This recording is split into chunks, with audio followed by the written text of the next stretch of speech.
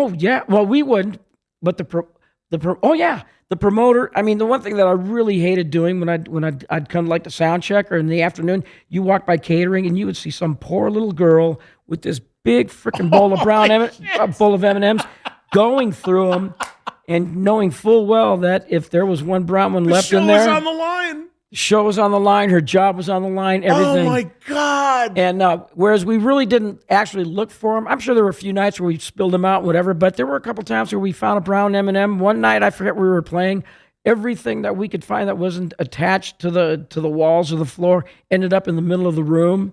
Stuff like that, We wouldn't cancel the show, but they'd probably think twice about having us come back to put us in some kind of room that needs to be remodeled next time. I mean, for people that don't know this, and it's Van Halen legend, but there was a thing where Van Halen would put on their rider that they wanted M&Ms, but there could be no brown ones or they wouldn't play.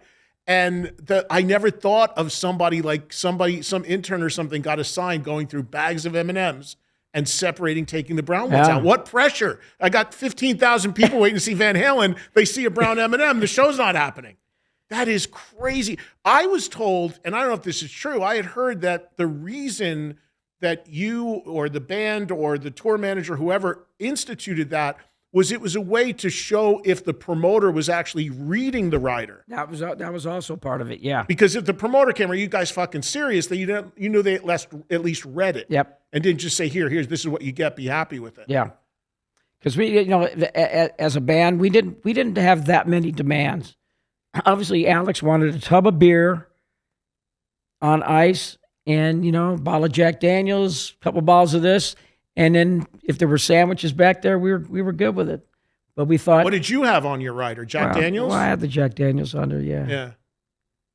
Well... Nothing crazy. No, nothing crazy. Kind of Rockstar 101. Made me crazy. Cameron in Arizona. Go ahead, Cameron.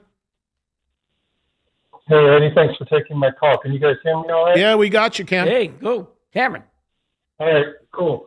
Michael, it's such an honor to talk with you, and it is so criminally underrated that, like in the mainstream music world, you are absolutely, without a doubt, one of the most incredible and criminally underrated bassists and singers, next to Glenn Hughes, in my opinion. I wish that was more mainstream media would pick up on that. Glenn's a great player and singer. He's a friend of mine, too. Yep. Yeah.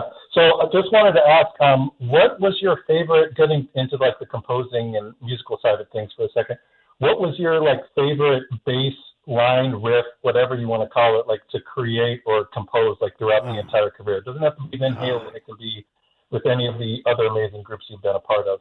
Man, you're putting me on the spot there. I can't even really think. I can't even really single one out, because obviously the music wasn't written around the bass line, except for Running with the Devil, and that wasn't really that hard of a bass line. But it's iconic. It really is. It is. It's the first, again, outside of whatever that is, that siren effect or whatever that open of Running with the Devil is. You know what that is? That's a bunch of car horns that Alex and I had found at a junkyard, and we had a song called House of Pain. We used to use these horns in a little break, and we'd hit the horns, and Ted Tubman had an idea to hit these horns and slow them down into Running with the Devil. Oh, wow. I've heard that version of House of Pains with that in there, the demo. Yeah.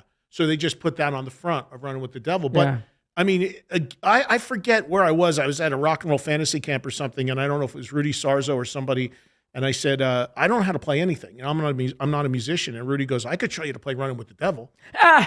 And he gave me his bass, and I sat there. He goes, here's what you do. Doom, doom. And it's I even could do it, but it is fucking iconic, man. I guess it is when you really think about it. It is. Sometimes simplicity is the best thing, right? Yeah.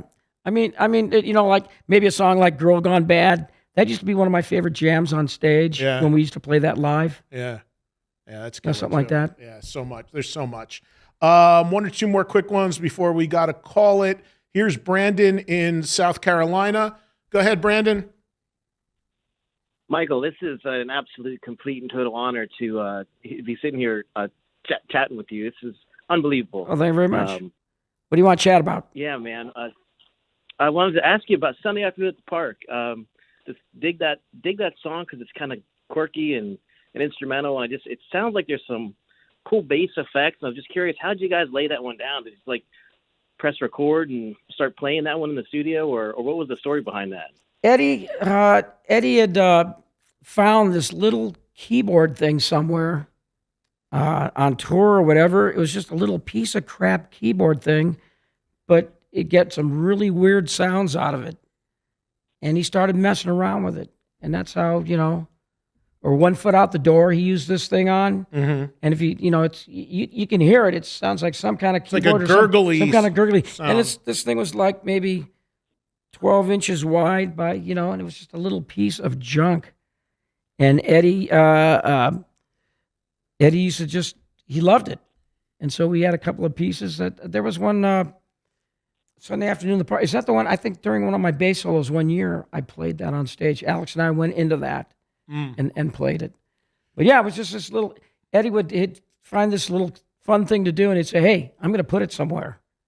And so he'd just write a little piece of something around it. Yeah. You good, Awesome. Brandon? Well, thank you. Thank you, guys.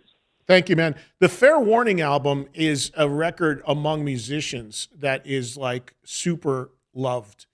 And, whatever there is on that record, I mean, beyond the material, people say the Brown sound, they call it, or Eddie's tone changed or something like that. Do you have, from the Roth era and the Hagar era, do you have a favorite Van Halen album? From the Roth era, that's probably my favorite Fair album. Warning also? Fair Warning, yeah. And the Sammy era would probably be the For Unlawful Carnal Knowledge. Right. Because the bass was always... It was kind of tough in the studio because Eddie always had such a broad spectrum, a broad range of tone, and Alex did too. And it would always create a problem for me because I always had to try to squeeze my bass tonal wise to make it fit because those guys wanted to be. Eddie had to be big, Alex had to be big, And then when we did the For Unlawful Carnal Knowledge album, which Andy Johns produced, Andy assured me, because he played bass a little bit himself. He said, Michael, we're going to have a big, meaty, beefy bass sound. And so... And he was known for that.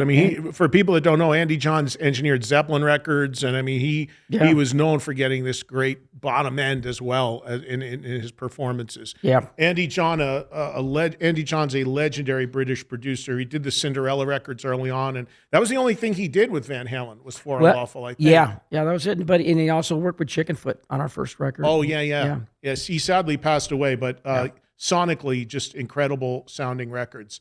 Maybe time for one last call. Let's go to Canada, get one in Canada. Hey, Fred, go ahead. Hi, Michael. Great to talk to you. Hey, Fred, how you doing? You guys going to Canada on this tour? I think we're playing some I think there's a couple Canadian dates, couple, right? Yeah. Fred, are they coming near you? I don't know where in Canada you are, but are they coming your way? I'm not sure. I'm in Lethbridge, and I actually saw you guys way long ago in Lethbridge, if you happen to remember that show. He was just talking to me about that when he sat down at the Lethbridge show. Yeah. I'm just kidding. I'll never forget that show. Fred, what's your question? Because we're almost out of time. Okay, so my question's about the Girl Gone Bad song. And that one always stood out to me as a lot different than the rest.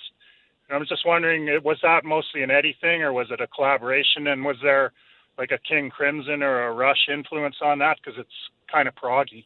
No, not really. It was just the way that the song turned out. Eddie he'd write a riff or whatever, and a lot of times once him, Alex, and myself would start jamming, it would just go this way or that way, and we'd go, oh man, that sounds good, that doesn't sound good, let's do this. Because when we're in the studio, we press record and the tape's running the whole time we're in the studio. But no, it's not a conscious thing, and I'm sure if you've read some of Eddie's interviews, he never listened to much of any music at all. I don't know why. He loved Eric Clapton, but after Cream, he never really listened to a lot of music. And he tells people that all the time. He goes, no, I don't listen to the radio, I don't listen to music. And so I don't know where the stuff came. But maybe that's why it was like that, because it wasn't it's so unique and original. It wasn't derivative. There was no conscious effort to do it.